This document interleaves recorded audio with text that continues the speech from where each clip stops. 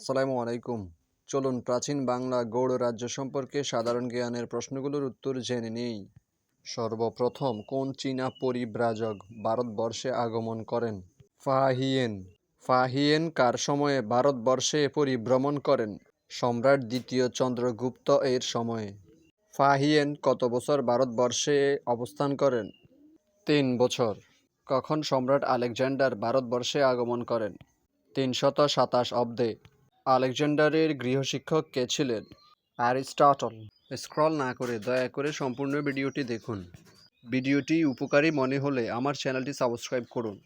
স্বাধীন গৌড়রাজ্য প্রতিষ্ঠা করেন কে? শশাঙ্ক। গৌড়রাজ্য কখন প্রতিষ্ঠিত হয়? 606 সালে।